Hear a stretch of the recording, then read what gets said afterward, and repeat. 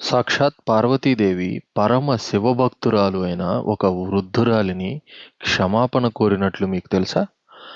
అవ్వయార్ అనే ఒక వృద్ధురాలు పరమ శివుని భక్తురాలు. ఆమె భక్తికి మెచ్చి గణపతి ఆమెను సశరీరంగా కైలాసానికి తీసుకువెళ్తాడు. అవ్వ కడు వృద్ధురాలు అవడం వల్ల కాళ్ళు మడిచి కూర్చోలేక శంకరుడి ముందు కాళ్ళు చాపి కూర్చుంది. అది చూసి పరమేశ్వరుని పక్కనే ఉన్న పార్వతీదేవికి కొంత మనస్సులో చివుక్కుమంది. అలా కూర్చోవడం అపరాధం కదా అనే భావంతో అవ్వకు ఒక్కసారి చెప్పి చూడమని పతి అయిన శివుణ్ణి కోరింది. అమ్మో! ఆమె పరమభక్తురాలు. ఆమెను ఏమీ అనకూడదు అని శివుడు సూచించాడు.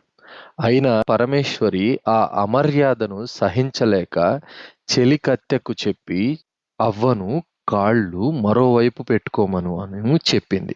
పార్వతీదేవి సూచన మేరకు ఆ చెలికత్తె అవ్వను సమీపించి అవ్వ కాళ్ళు ఈశ్వరుని వైపునకు పెట్టకు అని చెప్పింది. అప్పుడు ఆ వృద్ధురాలు అలాగా అమ్మ, ఈశ్వరుడు లేని చోటెక్కడో చెప్పు, కాళ్ళు అటువైపు పెట్టుకుంటాను అంటూ పక్కకు తిప్పింది. పరమేశ్వరుడు వెంటనే ఆ వైపుకు తిరిగాడు. అవ్వ తన కాళ్ళు ఎటు తిప్పితే అటు శంకరుడు తిరగవలసి వచ్చింది.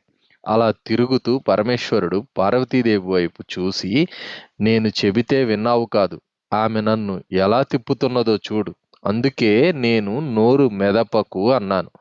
నేను భక్తుల వశమేనని నీకు తెలుసు కదా అన్నాడు. అప్పుడు పార్వతీదేవి అవ్వా నన్ను క్షమించు అని ప్రార్థించింది. అయినా శివుడు లేని చోటెక్కడ? ఈ విశ్వంలో ప్రతి అణువులోనూ ఈశ్వరుడే కదా మనకు అన్నింటా కనిపించేది.